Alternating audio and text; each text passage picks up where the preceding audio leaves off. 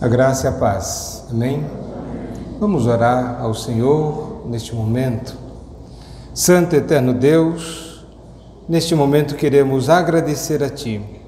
O Senhor, que é o Deus bondoso, o Deus gracioso, o Deus que tem suprido todas as nossas necessidades, que tem agido favoravelmente para conosco, nos dando a vida, a respiração e todas as coisas necessárias para a nossa subsistência, pelo qual nós agradecemos a Ti, Senhor. E esses dízimos e ofertas que foram aqui colocados, ó Senhor, é o símbolo da nossa gratidão e do nosso reconhecimento que tudo procede da Tua boa mão. Santo e eterno Deus, também suplicamos que o Senhor continue a nos abençoar o Teu povo, dando, Senhor Deus, dia após dia, o pão de cada dia, mas acima de tudo, nos dando da palavra, da verdade, que alimenta nossa alma, que, iluminados nós pelo Teu Espírito Santo, tenhamos a nossa mente e o nosso coração pleno da palavra, da Tua palavra. E também suplicamos que o Teu Espírito Santo venha sobre nós, capacitar-nos para vivermos a vida que seja digna da vocação a que nós fomos chamados, para o louvor e para a glória do Teu santo nome. Assim nós oramos em nome do Senhor Jesus Cristo.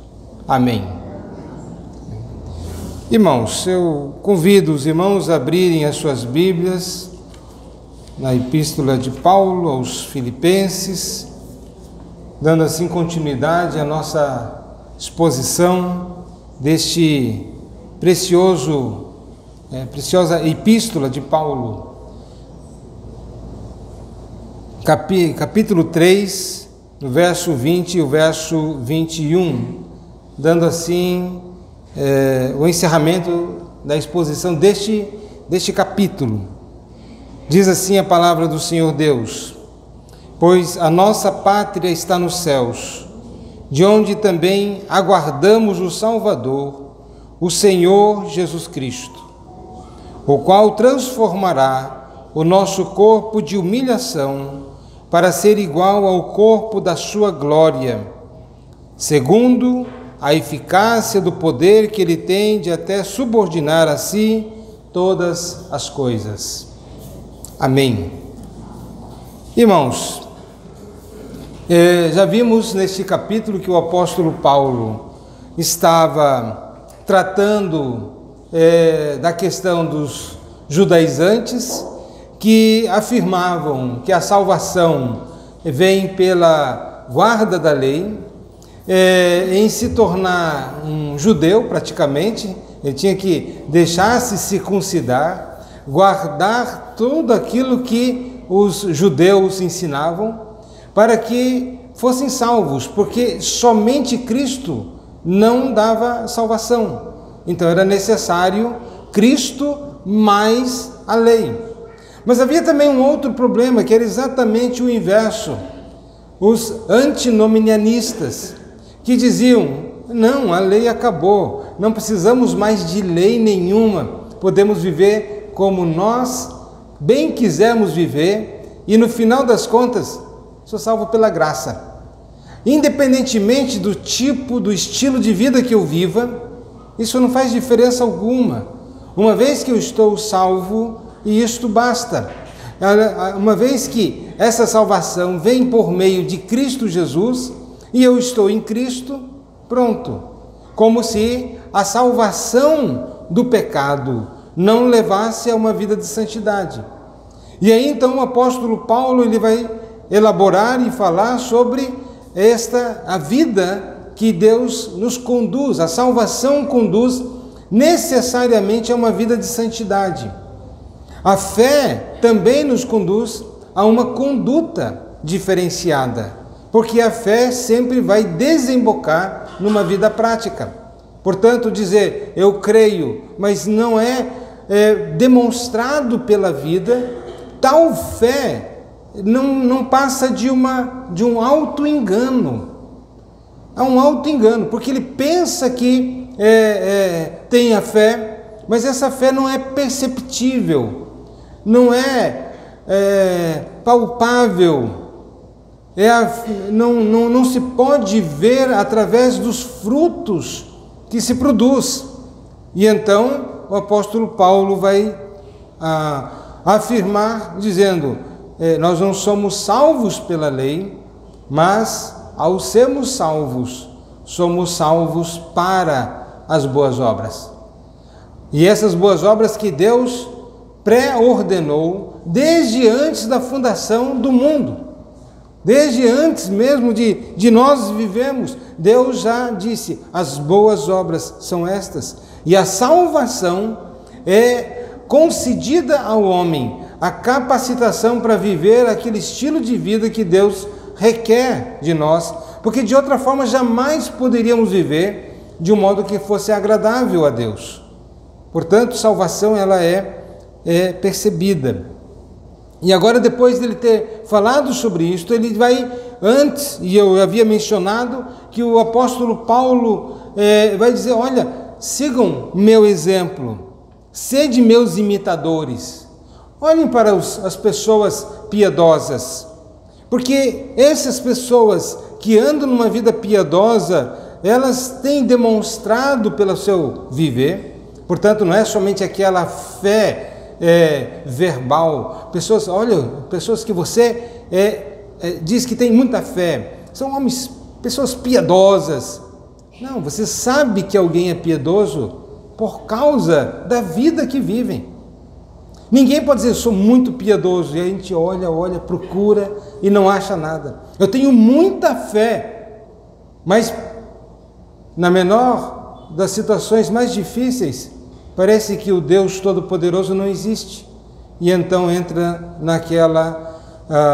na espiral do desespero. Como se Deus não fosse capaz de resolver, como se Deus não existisse. Então, atemorizado até pela morte, atemorizado pelo mundo, tem medo até de viver muitas vezes. Mas crê em Deus, afirma.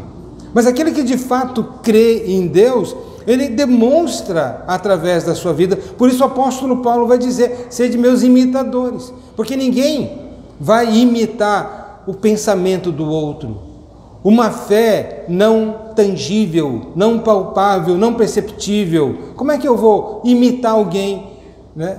No que diz respeito à sua piedade, à sua vida espiritual, à sua vida com Deus? É óbvio, portanto, que a verdadeira fé, ela se materializa, ela é percebida. E vamos ver isso ao longo da história da igreja. Quantos nós podemos ver? Pessoas que de fato mostraram a sua fé.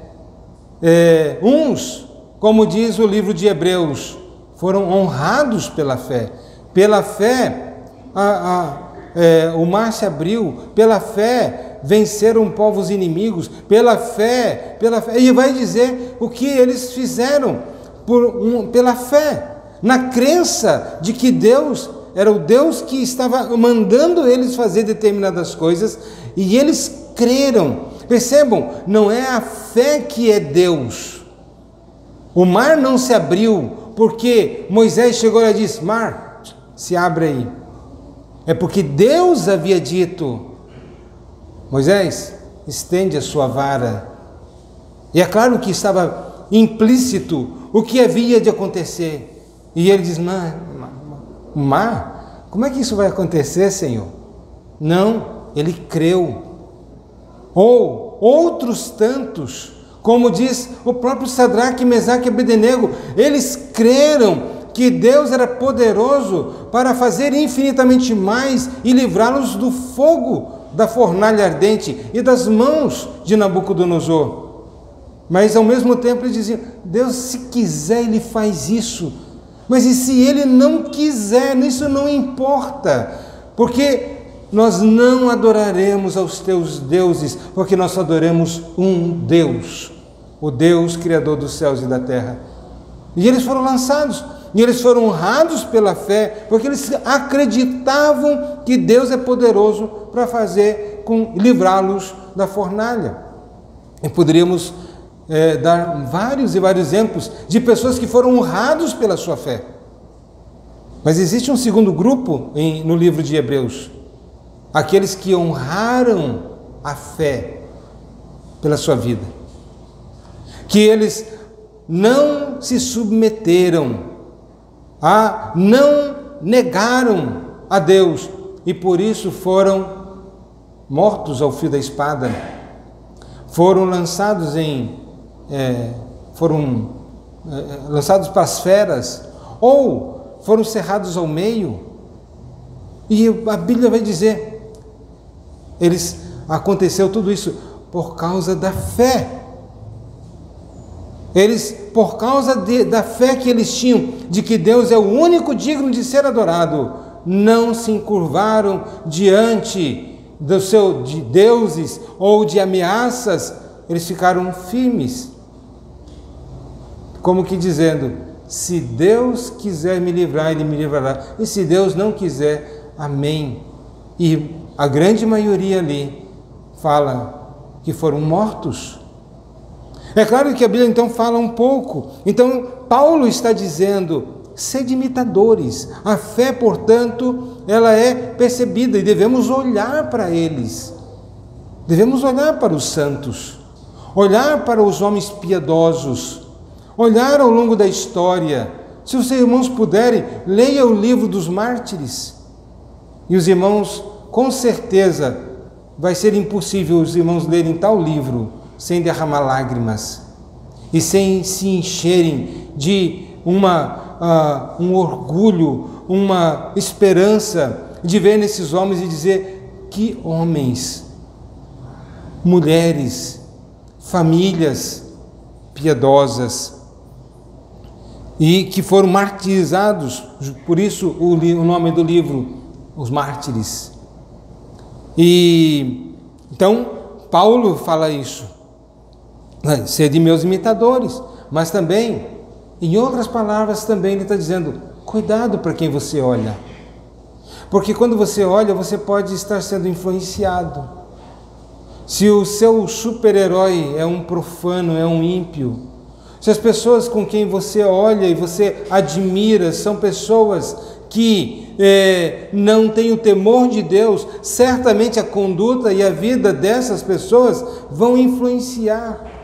Às vezes o herói é aquele que é o anti-herói bíblico, aquele que fala o palavrão, aquele que é orgulhoso, o arrogante, e ele olha e diz, quero ser igual, porque a vida influencia, as palavras influenciam, a vida também. Ou enxerga nos outros que não têm o temor de Deus a imoralidade e no ensino diz, não tem nada a ver, isso é comum, todo mundo faz, e diz, olha, eu estou vendo realmente, e é prazeroso, e ele então segue por este caminho. Agora o apóstolo Paulo, ele vai nos dizer aqui, verso 20, nossa pátria, que é o cristão. Que é o cristão? O cristão, em síntese, e é o clímax de tudo aquilo que o apóstolo Paulo estava falando nesse capítulo 3, o cristão, ele é um cidadão dos céus. Nossa pátria, ele vai dizer, a nossa pátria está nos céus. E na versão autorizada inglesa, diz, a nossa conversação está no céu. É interessante que faz um link com a conversação, até porque a Bíblia nos diz, a boca fala do que o coração está cheio. E se a nossa vida está cheia de Deus, nós vamos falar das coisas de Deus, nós vamos ter prazer em falar de Deus, conversar entre nós das coisas de Deus, entre nós cantarmos hinos e cânticos espirituais, de compartilhar das verdades de Deus, de falar das grandezas de Deus. A boca fala do que o coração está cheio. E essa, ao mesmo tempo, se torna uma evidência da sua cidadania. Porque se eu falo das coisas de Deus, eu estou remetendo àquela saudade, aquele desejo de estar nessa pátria. É lá que eu quero ir, é para lá que eu vou, e é por isso que eu me reúno com o povo de Deus, é por isso que eu adoro a Deus, é por isso que as minhas conversações são conversações apropriadas, são santas no Senhor. Então, essa versão é interessante quando nos diz que a nossa conversação está no céu, que o nosso conteúdo da nossa própria fala, e lembre, né? Falamos toda hora, falamos sobre várias coisas, mas onde você consegue fazer um link entre tudo aquilo que você fala e tudo aquilo que você está fazendo também com Deus, com o propósito de Deus, ainda que seja, não necessariamente está falando sobre a Bíblia, mas remete àquilo que você está falando à pessoa de Deus. Mas a outra versão também, que ele vai dizer, nós somos uma colônia do céu. E aí dava muito bem para entender aquilo que os filipenses estavam lendo, porque o apóstolo Paulo remete à ideia da realidade deles. Eu já mencionei que eles eram uma colônia romana. O Império Romano era imenso, mas havia cidades que eram cidades que, como se não fosse a invasão, eles eram uma colônia romana, eles tinham todos os direitos do cidadão de Roma, e todos queriam ter mais ou menos esse tipo de status. A última coisa que eles queriam era perder o status de colônia de Roma. Não era pouca coisa. Eles se ufanavam, se orgulhavam de dizer somos colônia de Roma. Há uma cidade no Paraná, chama-se Londrina. Londrina porque foi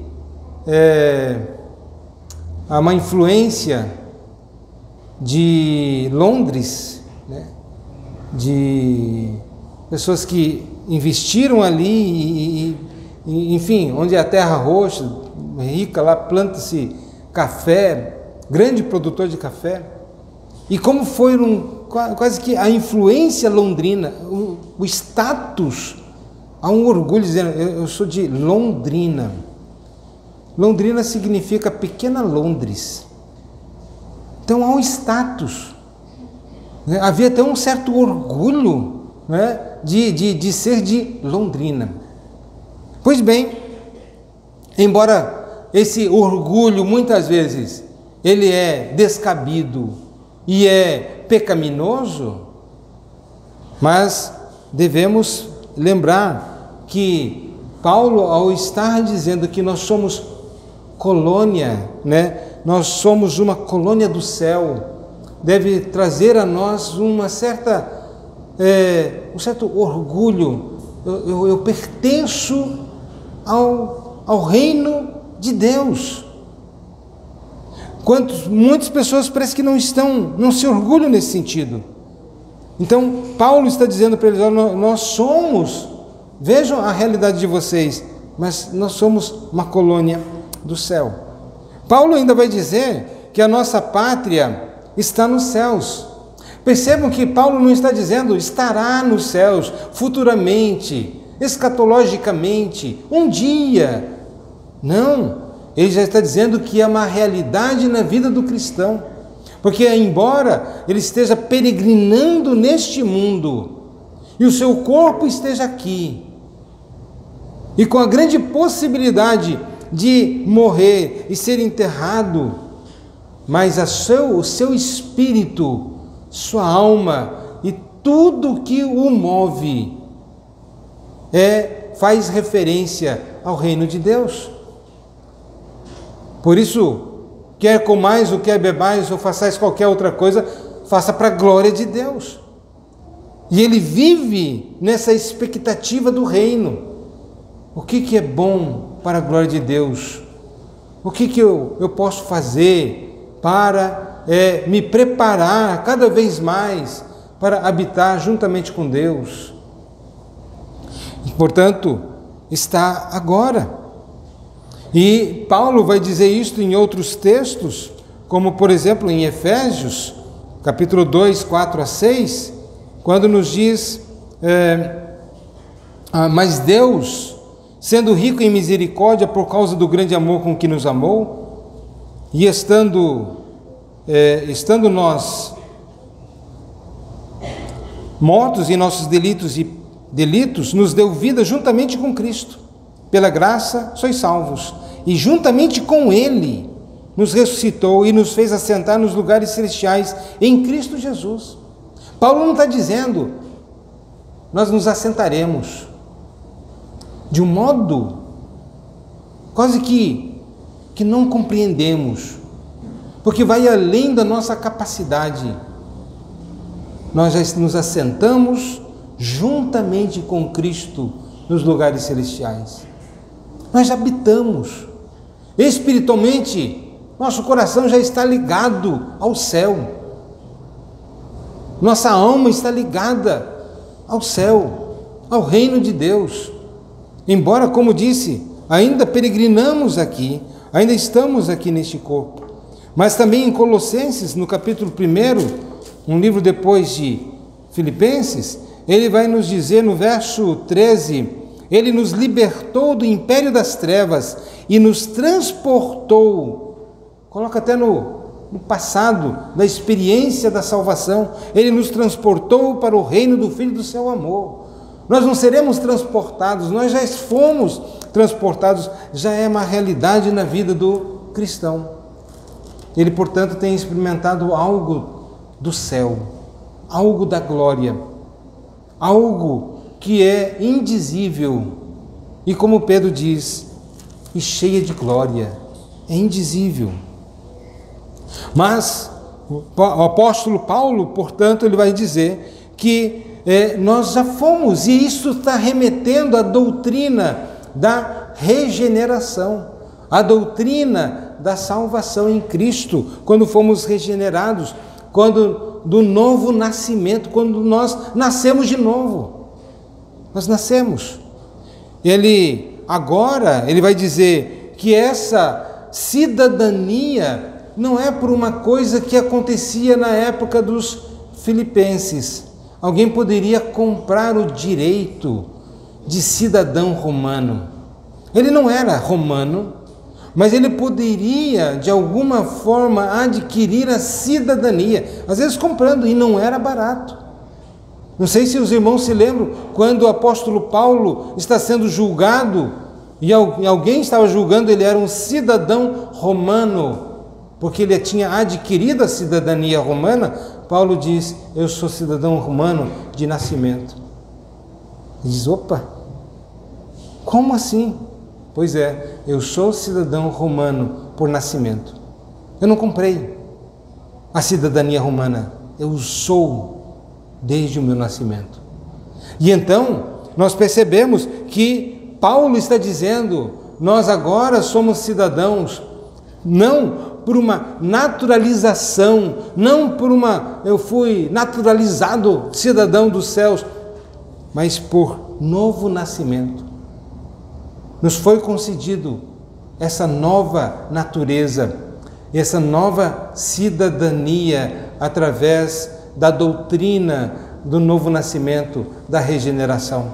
Portanto, somos cidadãos e não compramos, porque nós não podemos comprar. Ninguém pode comprar a cidadania dos céus. Não há dinheiro neste mundo, não há universo que você possa oferecer para o autor do universo, dizendo, toma o universo e me dê a cidadania. Nada, absolutamente nada poderíamos fazer. As minhas boas obras, que são as nossas boas obras diante de Deus Santo, que tem o universo na palma das suas mãos. O que nós podemos fazer? E às vezes chegava o povo de Israel, vamos fazer sacrifícios para Deus, para agradar a Deus, e Deus vai ter que dizer, ainda que vocês sacrifiquem todos os animais do Líbano, o que é isto? Todos os animais me pertencem. Vocês acham que estão me dando alguma coisa? Tudo é meu. Tudo é meu. Não há nada que possamos fazer. Mas Deus agora não porque adquirimos o novo nascimento, mas porque nos foi gratuitamente concedido. Pela graça sois salvos, mediante a fé. Isso não vem de vós, é dom de Deus. E o nosso corpo, que ainda será trasladado, e nós cremos na ressurreição do corpo, porque a Bíblia nos diz: quem crer em mim, ainda que morra, viverá, e eu o ressuscitarei no último dia. Essa certeza absoluta. Mas já espiritualmente pertencemos a esse céu. Já somos cidadãos. Eu não estou lutando para ser cidadão dos céus. Quando um dia Deus me salvou, me deu um novo nascimento, pela sua obra e pela sua graça, eu passei a ser cidadão dos céus. Não porque havia qualquer coisa em mim, ou em nós, ou em qualquer um de nós, de todos os eleitos desde antes da fundação do mundo, que nos recomendasse a Deus. Não. Foi pelo seu beneplácito, o seu autoconsentimento. Ele diz: eu quero salvar, vou salvar. Por outro lado, também o apóstolo Paulo nos ensina que só há dois reinos: aos cidadãos dos céus, mas também aos cidadãos deste mundo. E no que a Bíblia nos ensina, só há dois reinos. Não existe três. Não existe o reino da luz, o reino das trevas, o reino da penumbra. Só o reino da luz e o reino das trevas. Quem não se enquadra em um, definitivamente está no outro. Não há possibilidade alguma de alguém estar num reino diferente. No verso 18 e o verso 19, Paulo vai falar: muitos que andam entre nós, e percebemos aqui que é possível alguém estar dentro das fileiras daqueles que são chamados por Deus, está na igreja, cultuando, louvando, pois muitos que andam entre nós, dos quais repetidas vezes eu vos dizia, e agora eu vos digo até chorando, que são inimigos da cruz de Cristo. São inimigos. Não é a religiosidade que determina isto. Não é uma pretensa piedade, mas é a comunhão com Deus, é o novo nascimento. Se há algo que devemos nos certificar é: eu nasci de novo. Cristo habita no meu coração. O Espírito Santo me convenceu do meu pecado, da justiça e do juízo e me transformou. Ou eu somente sou um ser religioso? Irmãos, para surpresa de ninguém, não existe nenhuma pessoa neste universo ou neste mundo, entre os homens e mulheres e crianças, entre o gênero humano, que não seja religioso. Todo mundo é. Todo mundo é. Uns é da religião do ateísmo. Alguém pode dizer: existe isso? Existe. O ateu é tão religioso quanto qualquer um, porque a sua fé se fundamenta na crença da não existência de Deus. Mas existe aqueles que acreditam em orixás, mas existe aqueles que acreditam em os deuses da floresta, os espíritos da floresta, enfim. O ser humano é um ser religioso. E o que impede alguém de ser religioso cristão, sem ser nascido de novo? Nada impede. Ele tem uma necessidade, todos nós, todos os homens, todas as pessoas têm uma necessidade de crer em alguma coisa. Ainda que seja a crença na não existência de Deus, mas ele tem que crer, porque haja vista que ele não pode provar que Deus não existe. Portanto, não é científico. O ateísmo se fundamenta na comprovação científica que Deus não existe. Não. O ateísmo se fundamenta na crença que Deus não existe. Eles acham que Deus não existe, eles pensam, eles não podem provar. Mas aqui está então pessoas que estão entre nós, os quais são inimigos da cruz de Cristo. Eles acham que podem acrescentar alguma coisa ao sacrifício de Cristo, que eles podem, por alguma religiosidade, serem salvos. Eles estão anulando a cruz de Cristo. O destino deles é a perdição. O Deus deles é o ventre. Seu prazer, só pensa neles. Barriguinha cheia. É isso que se preocupam. Só se preocupam com as coisas deste mundo. O Deus deles é o ventre, a glória deles está na sua infâmia, visto que só se preocupam com as coisas terrenas. É a única preocupação. São pessoas que estão num reino, mas esse não é o reino de Cristo. São religiosos, mas não estão no reino de Cristo. Por isso Paulo vai dizer, pois a nossa pátria, fazendo essa distinção entre aqueles que ainda que cristãos, demonstram pela sua vida que são inimigos da cruz de Cristo. Todos estão em um reino. E a Bíblia vai falar então sobre o trigo e o joio. Casa edificada sobre areia, casa edificada sobre a rocha. Filhos da luz, filhos das trevas. Filhos de Deus, filhos do diabo. E aí nós podemos ver quantas ilustrações. Povo de Deus e não povo de Deus. Há somente dois reinos. E ao não estar no reino da pátria dos céus, necessariamente, como não existe campo neutro, ele estará jogando no time do príncipe deste mundo. Mas aí nós podemos ver, vamos fazer alguns testes. Onde está a sua lealdade?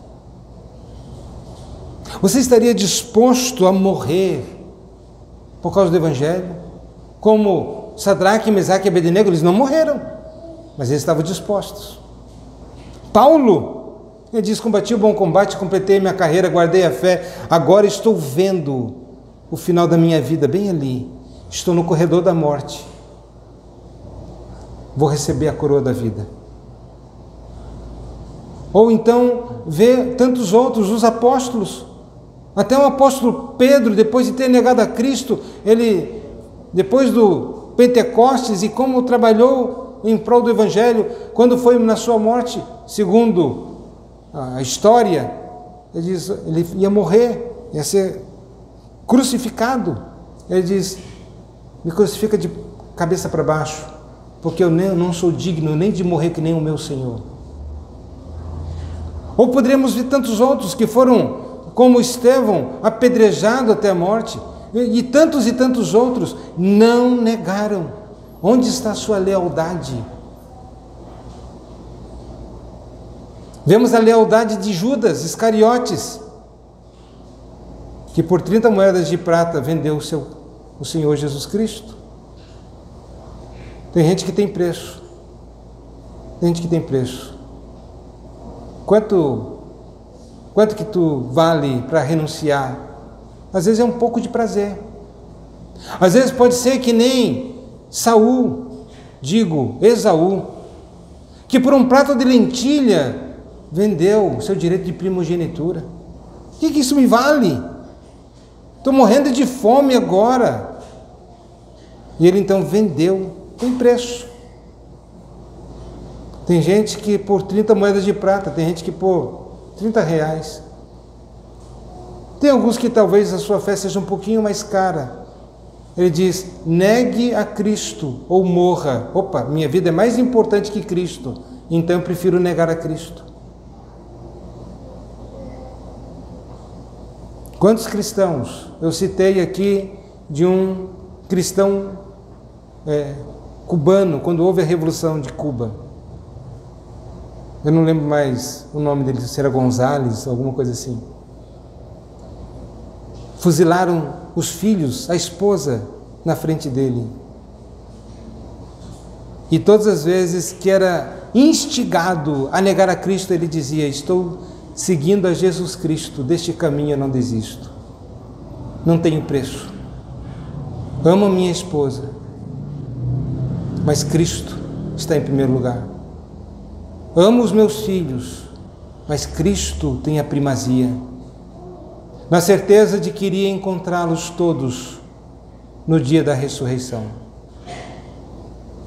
E ele depois, finalmente, ele mesmo, não negando a Cristo, entregou sua própria vida e assim foi fuzilado. Pois percebam, há muitos, onde está a sua lealdade? Onde está a sua lealdade? Pergunte-se a si mesmo. Ninguém poderá responder por você. O que governa a sua vida? O que o controla? O que o domina? O que é mais importante para você? E Jesus vai dizer: se você amar mais pai, mãe, filho, filha, esposo, esposa, mais do que a mim, não é digno de mim. Alguém pode dizer: isso é um preço muito alto. Mas ele diz, mostrou o seu amor para conosco, pelo fato de que ele deu a sua vida para nos salvar. O preço foi imensurável. O próprio Filho de Deus, o Deus encarnado, deu a sua vida. E aí perguntamos: onde está o seu coração? Lembrando que é do coração que procede todas as coisas. Onde está o seu coração? Se a nossa pátria, ela está nos céus, eu vou desejar a minha pátria, eu estou indo para lá. Não importa o que aconteça ou deixe de acontecer, eu quero ir para lá. Onde está o seu Deus? Como nós vemos aqui, o Deus deles é o ventre. Só se preocupa com as coisas terrenas. A visão deles é só isso aqui. É um mundo conquistar, ganhar, se formar, ser grande aqui neste mundo. Sua visão só olha para a terra. E Paulo está dizendo, cidadão dos céus, ele olha para o céu. Tem o seu pé nesse chão. Ele está caminhando neste mundo. Ele não é perfeito. Paulo mesmo dissera isso. Eu não sou perfeito, não que eu já tenha alcançado. Mas eu luto, eu corro, eu estou indo atrás. Não da salvação, mas de ter sempre aquela perfeita comunhão com Cristo. O cristão, já que ele é de uma outra pátria, logo o cristão vive sob uma lei diferente. E o Senhor Deus, em sua palavra, vai dizer que ao falar sobre o fruto do Espírito, vai dizer: olha, mas o fruto do Espírito é amor, alegria, benignidade, bondade, fidelidade, mansidão, domínio próprio. Contra essas coisas não há lei. Nós estamos debaixo da lei de Cristo, da lei do amor e da lei da servidão, porque quem é maior no reino de Deus é o menor, é o que serve a todos. Não é aquele que quer ser servido, que quer ser honrado e que, puxa, fica tão ofendido porque não me deram a honra que eu acho que eu mereço. O irmão nem passou por mim, né? O irmão nem me cumprimentou, é porque eu sou o centro. Eu mesmo não vou, mas os outros têm que vir. O servo é aquele que vai e serve, está disposto a isso. Ele está sob uma nova lei, uma lei diferente. E uma lei que, quando esta lei é ultrajada e confrontada pela lei dos homens, ele diz: importa obedecer a Deus antes que aos homens. Não pregue neste nome, ele diz. O que vocês acham? Devo obedecer a vocês, aos homens ou a Deus? Se você não obedecer, você vai morrer. E depois o apóstolo Pedro vai dizer que eles se alegraram porque eles estavam sofrendo por causa de Cristo? Será que eles tinham um parafuso a menos? Como é que você se alegra com isso? Não, é porque ele está numa outra dimensão. Seu coração está lá. Ele diz que honra sofrer por causa de Cristo. O cristão é alguém que, como cidadão dos céus, ele tem direitos, audiência com o Rei dos Reis, Senhor dos Senhores. Podemos orar a Deus. Meus irmãos, oração não é uma coisa, eu ensino aqui, a oração é para os filhos de Deus. Você acha que todo mundo que ora Deus ouve? A não ser que o réprobo, sob a influência e a convicção de pecados operada pelo Espírito Santo, diz: ó Deus, tem misericórdia da minha alma. Deus ouvirá, porque Deus está conduzindo a esse quebrantamento. Mas você acha que um filho do inimigo, filho das trevas, vai chegar e orar a Deus: Deus, faz isso, Deus, me dá isso, Deus abençoa fulano? Ele não pode, ele não é intercessor. Isso é um privilégio. Oração é para os filhos de Deus. Vai dizer assim: olha, o ímpio ali, ele vai orar. Orar? Só se for para um outro Deus. Mas para o Deus, oração é comunicação. Oração não é um mantra que você fala determinadas palavras e que move as divindades. Oração é comunhão com Deus, é conversar com o nosso Pai Celestial. E aquele que não é filho, lembra, existe o filho de Deus e o filho do diabo. Se ele não é filho de Deus, como é que ele vai orar a Deus? Portanto, nós temos audiência com o Rei, podemos fazer petições, temos o livre acesso, temos um relacionamento com Deus, como nos diz em Amós, que ele vai dizer que a vós, a somente vocês eu conheci. E se os irmãos estudarem sobre conhecer, quando Deus diz eu conheci, eu vos conheci, Ele está dizendo sobre eu me relacionei, porque Deus conhece todas as coisas, mas está falando sobre intimidade, sobre relacionamento. Tem tantos povos, tantos outros povos, e diz somente a vocês. E agora, sobre a nova dispensação, sobre esta dispensação da graça, a quem Deus diz? A vós, todos os eleitos, somente a vocês eu me dei a conhecer, e eu conheci, e eu me relaciono, vocês oram a mim, e eu ouço a vós, e eu escuto, e eu atendo na mediação de Cristo. Mas também, como cristão, nós temos o cuidado, a proteção de Deus. Podemos orar, livra-nos do mal, e Deus nos livra. Não, percebam, mal aqui não está dizendo me livra de passar momentos difíceis, momentos de perseguição, não, mas me livra-nos de cair no maligno, de apostatar da fé. Nos livra disto. Não confunda, achando que Deus me livra, nada vai acontecer, eu orei, Deus vai me proteger. Não, mas Ele está dizendo que vai livrá-lo de que o seu coração se incline para o maligno. E por ser cidadão dos céus, também consegue perceber o perigo desta vida.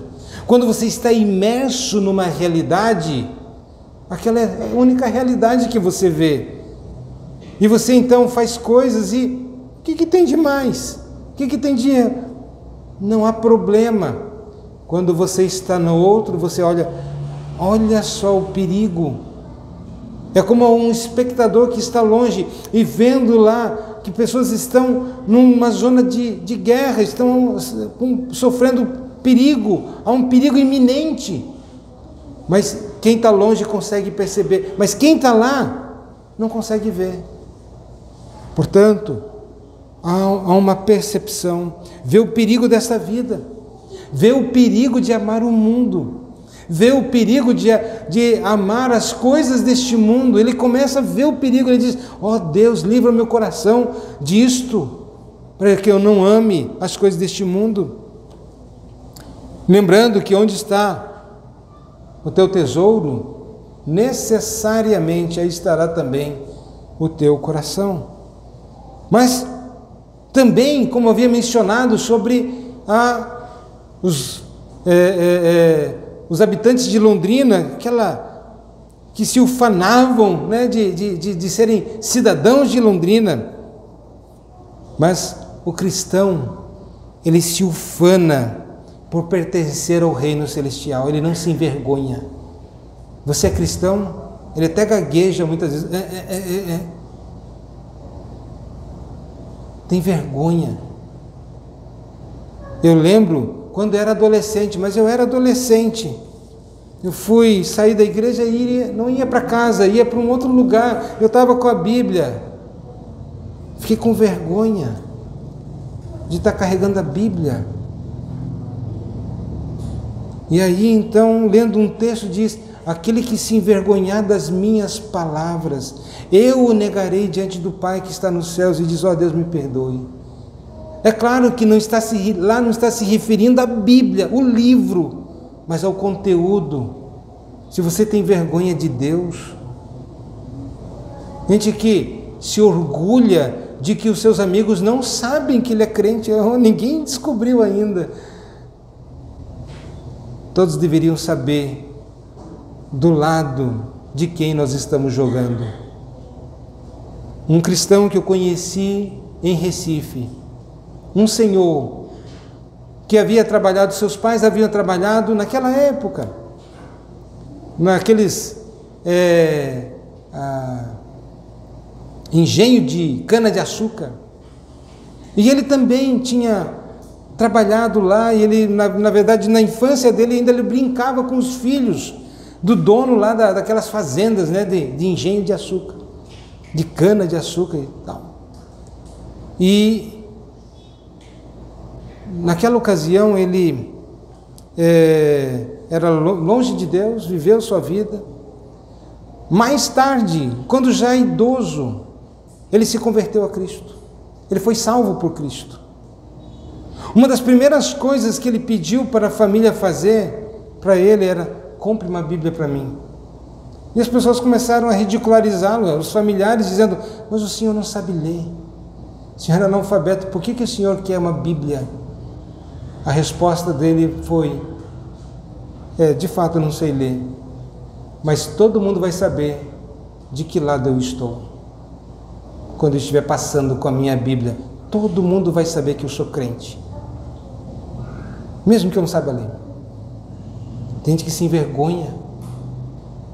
Quando Cristo está sendo afrontado, tem vergonha de dizer: ei, cuidado. Calvino já disse: um cachorro late para defender o seu dono. Eu, servo de Cristo, vou me silenciar quando vejo meu Cristo sendo afrontado? Como posso? Como pode? Eu me ufano, eu me orgulho. Paulo vai dizer lá em Romanos: eu não me envergonho do Evangelho. Sabe por que ele diz isso? Porque havia pessoas lá em Roma que estavam se envergonhando do Evangelho. Ele vai dizer: eu não me envergonho. Mas ele poderia ter falado de uma outra maneira, porque ele quer falar o positivo pelo negativo. Eu não me envergonho. Mas seria bem apropriado dizer: eu me orgulho do Evangelho, eu me ufano no Evangelho.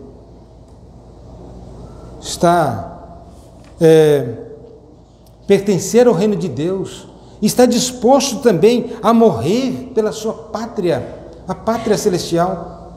Vemos lá os ucranianos lutando pelo seu país. Lutando por quê? Para defender a sua pátria. Vemos agora Israel sob ataque do Hamas. Estão lá e vão sair, e muitos vão morrer. E já tem morrido muita gente. mas ele diz: eu sou israelense, vou lutar. Eu me ufano, estou à disposição de morrer até por causa da minha pátria. Mas também, ao olharmos para, somos uma pátria, a nossa pátria está nos céus, isso deve nos chamar a atenção para viver um modo digno da nossa cidadania. As pessoas conseguem perceber isto, eles devem perceber. Aquelas pessoas que nos olham devem dizer algo de diferente. Você não é deste mundo. Você tem algo diferente. Devemos ser diferentes. Devemos viver de um modo digno da vocação a que nós somos chamados, como cidadãos dos céus. E por fim, meus irmãos, só para concluir meio que correndo esse capítulo, mas espero que o Senhor Deus dê a sabedoria e o entendimento. Paulo fala sobre a esperança do cristão. Quando ele vai nos dizer, pois a nossa pátria está nos céus, de onde também aguardamos o Salvador. Nós estamos aguardando o Salvador. Ele virá. Não há nenhuma sombra de dúvida quanto a esta questão. O nosso Salvador. Aguardamos o Salvador, o Senhor Jesus Cristo, o qual transformará o nosso corpo de humilhação, ainda que a situação seja tão difícil aqui. Eu sei, eu creio que o meu corpo de humilhação será transformado em um corpo glorificado à semelhança do corpo de Cristo. Os ímpios desfrutarão disso? Não. Eles terão o corpo ressuscitado? Terão, mas não glorificados.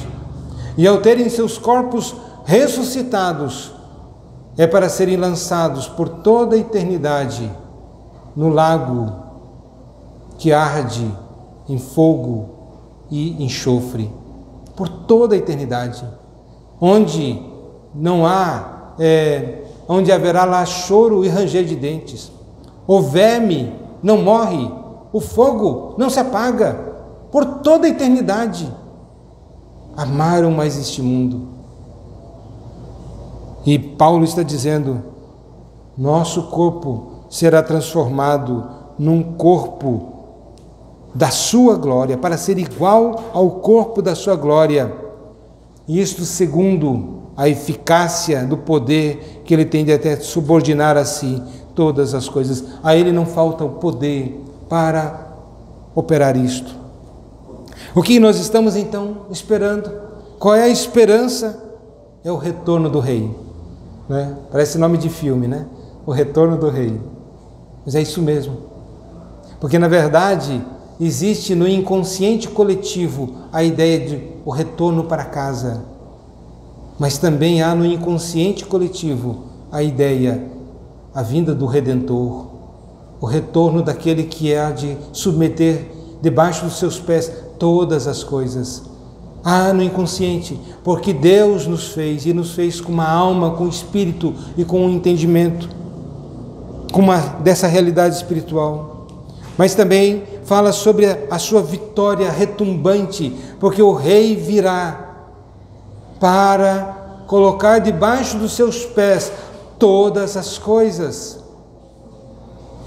O inferno, Satanás, o pecado e a própria morte. Ó morte, onde está o teu aguilhão? Diz as Escrituras, Cristo, ele venceu a própria morte. E ele não somente venceu, ele vai dizer, quem crer em mim, ainda que morra, viverá. Eu o ressuscitarei no último dia. E nós estamos à espera. Paulo estava à espera, nós estamos à espera. Na Segunda Guerra Mundial, soldados americanos foram presos. E então, o general John MacArthur disse, eu vou resgatá-los. E o que acontece? Aqueles soldados disseram, ele falou, ele vai vir. Ele prometeu, ele vai vir. Só que ele só pôde pegar os vivos. Os que morreram, morreram. Cristo quando vier, ele diz: eu vou voltar. Nem a morte, nada vai impedir que ele resgate todos. Os vivos, os mortos ressuscitarão primeiro, e depois os vivos serão arrebatados e transformados e irão ao encontro de Cristo nos ares. E depois disso, o estabelecimento do reino eterno de Cristo. Portanto, estamos à espera. Olha a nossa esperança. Esperança de sermos transformados. Mas acima de tudo, meus irmãos, que é céu? Que é ruas de ouro? Que é mar de cristal?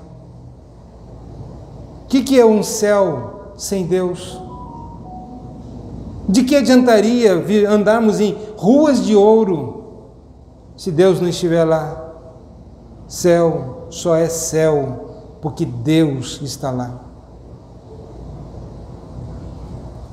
E nós veremos a Deus e estaremos com o Senhor, o nosso Criador, o nosso Redentor, por toda a eternidade. Céu é céu por causa da presença de Deus, e nós veremos a Deus.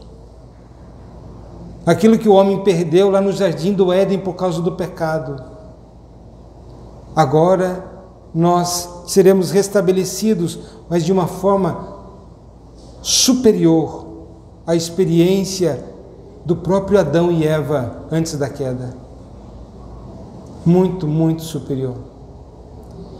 Irmãos, quantas aplicações, eu só digo, saibam, portem-se como cidadãos dos céus, que as outras pessoas vejam que vocês são cidadãos dos céus, que o mundo veja, que na conversação, não seja conversação torpe, mas unicamente palavras que produzem edificação, falando das coisas dos céus. Cantem louvores ao Senhor, adorem ao Senhor. Diz uma expressão: quem canta seus males espanta. Não, a música não tem um poder para isso. Mas na medida em que nós estamos nessa conexão com Deus, aí pode ter certeza, você pode estar passando pelo deserto, pode estar passando pelo vale da sombra da morte, mas Deus estando com você, você vai ter tudo. Isso que é importante. Que Deus assim nos abençoe. Amém? Vamos orar ao Senhor Deus. Santo e eterno Deus, Deus de toda graça e misericórdia, louvamos e bendizemos o Teu santo nome. Agradecemos, ó Deus, pela Tua palavra, que nos ensina, nos corrige, que nos orienta. Pedimos, ó Deus, que o Senhor, pelo Espírito, abra os olhos do nosso entendimento e incline os nossos corações para Ti, para que tenhamos essa mesma experiência, essa do apóstolo Paulo, como exposto aqui, essa compreensão de que só somos peregrinos aqui neste mundo, nós somos forasteiros, e que a nossa pátria é a pátria celestial. Mas ajuda-nos, ó Deus, a vivermos neste mundo como embaixadores do reino, haja vista que nós pertencemos a essa pátria, possamos então viver diferentemente, fazer diferença, falar de uma forma diferente, agir de uma forma diferente, e tudo isso para a glória do Teu nome, ó Deus. Abençoa-nos, assim nós oramos, em nome do nosso Senhor e Salvador Jesus Cristo. Amém.